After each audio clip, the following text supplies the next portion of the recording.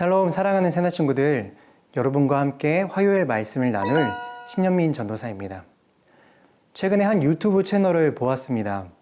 일반인들이 특전사 교육 훈련을 자원해서 받는 내용이었는데요. 사람이 가지고 있는 정신과 육체를 한계치에 도달하게 만들어서 극한의 경험을 통해 정신력과 체력을 훈련시켜주는 그런 훈련 프로그램이었습니다. 저는 그런 극한의 전투 훈련을 받아본 적이 없기 때문에 보면서 내내 충격적이었습니다. 내가 과연 저기에 있었으면 나는 얼마나 버틸 수 있었을까 하는 생각도 들었어요. 근데 보면서 한 가지 확실하게 된 생각은 훈련이 고될수록 더 강한 군인을 만들어준다는 말이 있죠. 그래서 저분들은 이 훈련을 견뎌낸 만큼 더 단단해지고 이 경험을 통해 배운 만큼 더 성장하겠구나 하는 생각이 들었습니다. 그런데 이 고통의 훈련은 우리의 정신적, 육체적인 부분에만 있는 것이 아닙니다. 우리의 영적인 부분에도 동일합니다. 우리가 겪는 영적인 고난과 고통은 우리를 장성한 분량까지 이르도록 훈련시키시는 하나님의 훈련 캠프입니다.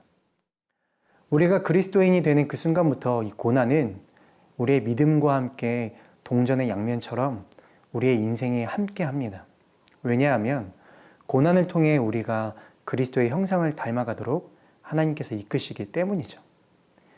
함께 살펴볼까요? 오늘의 주제는 고난은 당연히 있어입니다. 오늘의 말씀은 데살로니가전서 2장 10절에서 20절입니다. 우리가 믿게 된 여러분 가운데서 얼마나 거룩하고 의롭고 흠없이 행했는지 여러분이 증인이며 하나님도 그러하십니다. 여러분도 알다시피 우리는 여러분 한 사람 한 사람을 대할 때 아버지가 자기 자식을 대하듯 여러분을 권면하고 위로하고 당부했습니다. 이는 여러분을 불러 자기의 나라와 영광에 들어가게 하시는 하나님께 합당하게 행하게 하기 위한 것입니다.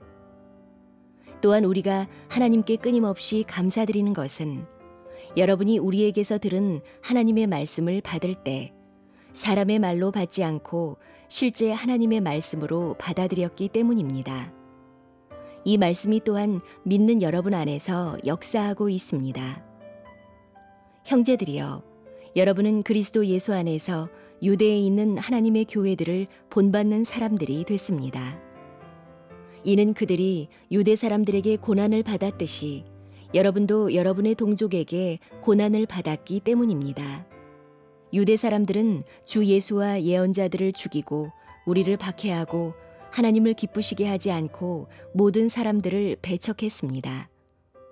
그들은 우리가 이방 사람들에게 구원을 받도록 말씀 전파하는 것을 회방해 자기의 죄를 항상 가득하게 합니다. 그러므로 마침내 그들 위에 진노가 임했습니다. 형제들이여, 우리가 잠시 여러분을 떠난 것은 얼굴이요 마음이 아니니 우리가 여러분의 얼굴 보기를 더욱 열정으로 힘썼습니다. 그러므로 우리는 여러분에게 가고자 했고 특히 나 바울은 여러 번 가려고 했습니다. 그러나 사탄이 우리를 막았습니다. 우리 주 예수 그리스도께서 다시 오실 때 그분 앞에서 우리의 소망이나 기쁨이나 자랑의 면류관이 무엇이겠습니까? 여러분이 아니겠습니까? 여러분이야말로 우리의 영광이요 기쁨입니다. 14절 말씀 함께 읽겠습니다. 형제들이여, 여러분은 그리스도 예수 안에서 유대에 있는 하나님의 교회들을 본받는 사람이 됐습니다. 이는 그들이 유대 사람들에게 고난을 받았듯이 여러분도 여러분의 동족에게 고난을 받았기 때문입니다.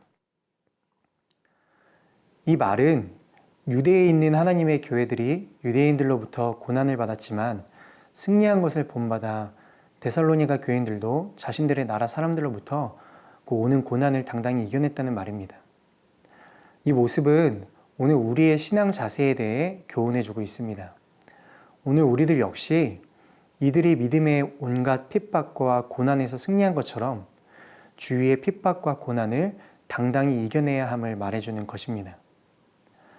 우리는 우리의 앞서간 믿음의 선진들로부터 신앙의 많은 면들을 본받아야 합니다. 가령 복음을 향한 열정이라든가 순수한 마음 혹은 이웃을 향한 헌신과 같은 것들을 본받아야 합니다. 그러나 그에 못지않게 우리는 그들이 복음을 위해 당당히 고난을 받고 승리한 사실 역시 결코 그냥 흘려버려서는 안 됩니다. 그들은 바른 복음 신앙을 수여하기 위해 짐승의 밥이 되거나 옥에 갇히거나 불에 던져짐을 당했습니다.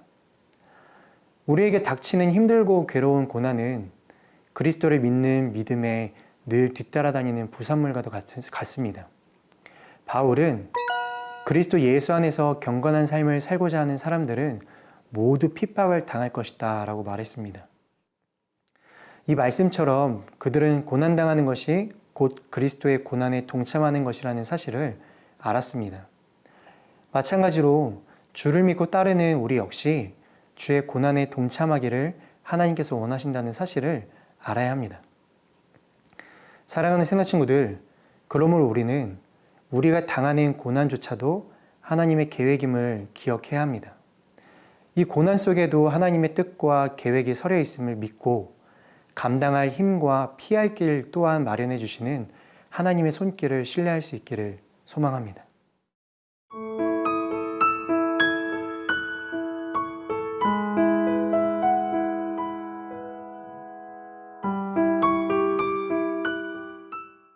(18절) 말씀 함께 읽겠습니다. 그러므로 우리는 여러분에게 가고자 했고 특히나 바울은 여러 번 가려고 했습니다. 그러나 사탄이 우리를 막았습니다. 여기에서 여러 번은 반복해서 거듭의 의미입니다. 이 말은 바울이 몇 번이고 되풀이해서 데살로니가 교회에 방문하려고 했지만 결국은 사단이 바울의 길을 방해해 가지 못했다는 말입니다. 여기서 우리는 사단의 전략 한 가지를 발견하게 됩니다. 그것은 바로 하나님의 사람이 나아가야 할 길에 장애물을 둔다는 것입니다. 사단은 하나님의 사람이 걸어가는 길에 늘 장애물을 두어 방해를 일삼습니다. 왜냐하면 사단은 하나님의 백성을 통해 하나님의 뜻이 이루어지는 것을 가장 싫어하기 때문입니다. 그런데 여기서 하나님의 백성을 통해 이루시고자 하는 하나님의 뜻이 무엇일까요?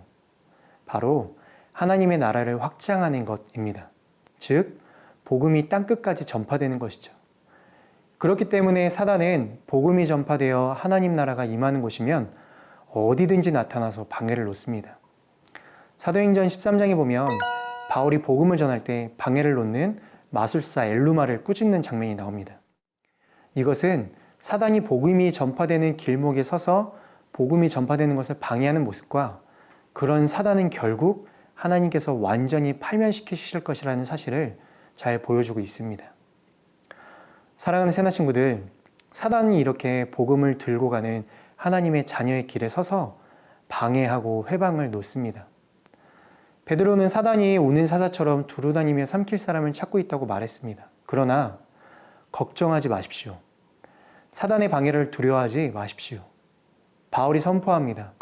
여러분 안에서 선한 일을 시작하신 분이 그리스도 예수의 날까지 그 일을 성취하실 것을 나는 확신합니다. 아멘. 우리를 향한 하나님의 뜻과 계획을 우리 안에 계신 하나님 그분께서 책임지시고 모두 이루어 주실 것입니다. 하나님의 능력으로 보호하심을 입은 여러분, 담대하십시오. 예수님께서 세상을 이기셨습니다. 그러니 오늘 하루도 어깨 펴고 눈에 힘 빡 주고 힘찬 걸음으로 하나님 나라를 위해 전진하는 우리 모두가 되기를 소망합니다. 기도하겠습니다. 하나님, 오늘도 말씀을 통해 새 힘 주셔서 감사합니다. 우리에게 고난이 찾아올 때마다 두려워하지 말고 담대한 믿음으로 싸워 이기며 승리하는 하루가 될 수 있도록 인도해 주세요. 예수님의 이름으로 기도합니다. 아멘.